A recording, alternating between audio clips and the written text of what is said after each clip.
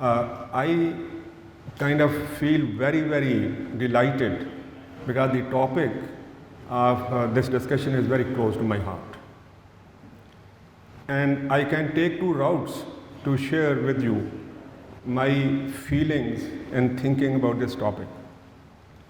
But I thought that it would be much better for me to share with you not my intellectual understanding of this area, but share with you my personal experiences of the area. So I will focus on sharing with you 3-4 stories of my engagement in community service in this country and abroad, but the focus will be on this country. The first example is my involvement in admission at LUMS in the first batch of bachelor's degree. And we were getting students from all over the country, mostly English medium, Tamil. And one group of applicants was coming from Karachi Grammar School. And I was beginning to discover the confidence, the social awareness among different groups of students from different schools background. And to my great surprise and happiness, I found out that the applicants from Karachi Grammar School were showing a lot of social awareness and confidence in the interview. Every summer, they were sent to some slum areas in their neighborhood to work for 2 weeks.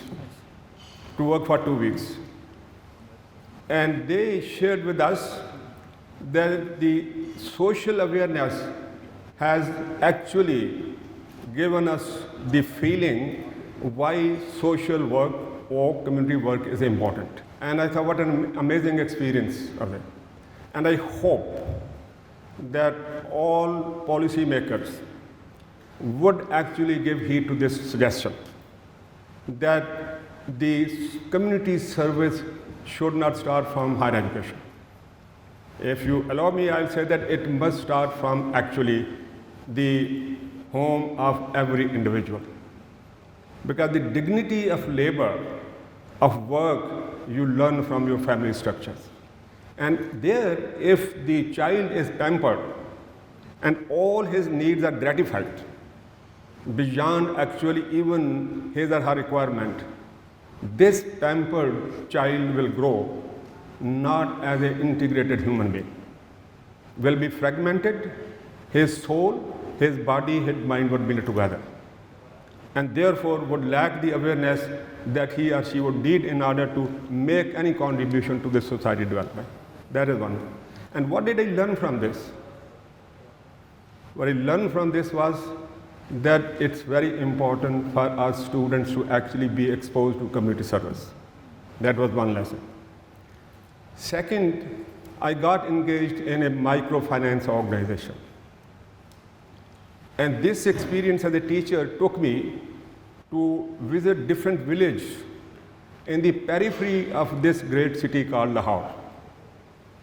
And what I discovered was that while in the center of Lahore, you had all kind of comfort, but in the periphery, people were living, to use a very mild word, in appalling living and health conditions. And I found out that microfinance, small loans given to women, not men, given to women in these villages, made a lot of difference in their life standards. They use that money to set up small shops. They use that money to actually start maybe roti baking kind of tandoor. And they told us that this has helped us to actually fight, not only fight, but come out of this poverty trap. And I was so excited, and I came back and I shared these experiences with my students to excite them. Because I felt that community service cannot be injected into students through coercion. It has to be that you have to ignite a fire of deep passion in them for them to say, aha, this is the work that I would like to do. So this is second example. Thirdly, I got an assignment where I had to visit, happily or unhappily, all the prisons in the province of Punjab, all the prisons. And I saw with my own eyes that the conditions in which these prisoners, whether of a low crime, high crime, medium crime, whatever.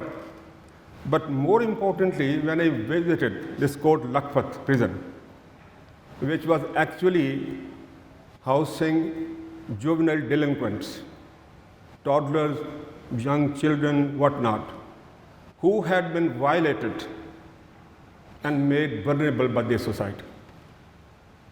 And I sat with them, what is it that we want the society to do? Said somebody has to actually educate us. Somebody has to educate us. And I came back and I shared this with my students. Would you be interested to go, spend maybe an hour or 2 hours per week, if not more, and go sit with these children and give them hope that they have a life of their own. And that is something. And I learned that we have to take community service to protect our children so that they grow as a well-rounded human being and are useful to the society. Third. Fourthly, and luckily, I became a member of board of Aga Khan Rural Sports Program. And after a few years, they also made me the vice chair of this board. And I said, I don't come from your ethnic background. I said, look, we are not here to promote our own brand of belief system.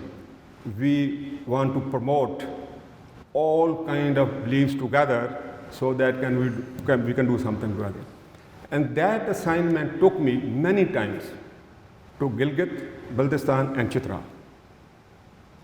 And one of the important things that I saw was how some students and volunteers were trying to organize socially at the village level, both men and women. And it was an amazing experience.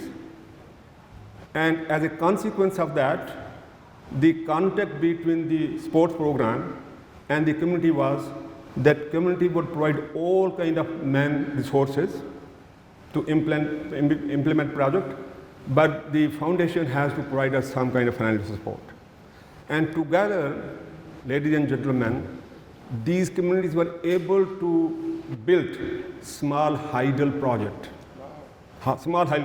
with their own hands, which WAPDA could not manage. And they were collecting the charges by themselves as a community. And I was told that at one point in time, WAPDA came to them that we cannot actually collect our own kind of bills. Would you help us? And they said, yes, we are organized, we can help you that also. And as a consequence of these projects, the conditions of darkness in which they were living, now they had light. And it was actually some kind of a game changer for them living in those places. We went to meet a particular village organization. It was a women village organization. And the women were asked to make a flip chart presentation to the board where only one female was a member. And I want to share this with you that this woman stood up in front of these men who were looking at her. And with the degree of confidence that made that presentation, that was an eye-opener for me. That if given a chance to organize themselves, even in these disadvantaged community, they can stand up if you empower them, and they can do all the development work by themselves. This was another experience that I had. What I learned from this also, that maybe at times funding may not be available. Even small amount of funds provided to them will mobilize their physical resources, and they will be willing to walk many miles with the small loan that they may provide in order to change their own fate in those areas. It was amazing to see that. These are some of the things that I actually experienced through my community service. And I don't want to actually preach standing here, but the question that I want to share with you is, what is the way forward? Is it a talk and we go away? Or are there some takeaway from this workshop? And I want to put before this house a few ideas for implementation. One, similar to corporate sector, where they have CSR, corporate social responsibility. I will put before you the idea, why don't universities begin to think of setting up a university social responsibility center? Why not? And you may ask the question that we are already short of funds. You are giving us an idea to implement. Where would the funding will come? In this country, giving you a very conservative estimate, way back, there was about 500 billion rupees which was circulating in charity. The charity which was flowing through different formal, informal channels. And this was the data which was collected by Pakistan Center for Philanthropy, which they are playing a game in terms of auditing these NGOs and other social organizations. That's ideal. What should I do? Number one, I would say, the move would bear me out, that I headed a social enterprise initiative at LUMS, which was funded by Canadian International Development Agency. This was a 5-year project. And the main idea was to train NGO people and also to develop case studies. There are 5 volumes containing case studies on NGOs in this country. And this center should actually get those 5 volumes and put it in that center. Put it into that center. Thirdly, this center should actually develop a catalog of all important community service organizations, whether small, medium size, or large size, and invite them from time to time, because we should not actually close our campuses from these people. They are the ones who have done wonderful job actually in trying to develop these communities. So do that. Thirdly, I would suggest that it would be important for the VCs to consider that in the 4 years of graduates who are going to be with you, and I'm not going to make it very difficult, where I say, with the apology to Dr. Shahid Munir, that we will hold back their degrees. Don't hold back their degrees. In the first year, first summer, 1 week of commitment for community service, 1 week of commitment. In the second year, 2 weeks of commitment in the second summer. In the third year, 3 weeks of commitment for community work. And in the fourth year, make it 4 weeks, 1 month of community service. But again, I think if you have a center which is promoting social entrepreneurship, that they will be excited. They will be excited. That's what I'm saying. But not last. How do you excite your faculty? How do you excite your faculty? I would say I will change the present annual assessment report of the faculty in these universities.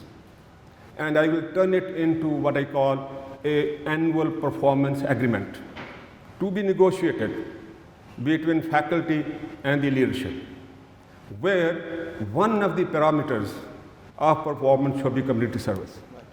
Community service. And you can actually reduce their teaching load if they say that we will come back and do something and we will share that learning with kind of thing. What was my personal learning from all this? And I want to conclude it. Personally, when I look back, as my experience through community service, I feel, ladies and gentlemen, that I am a better human being.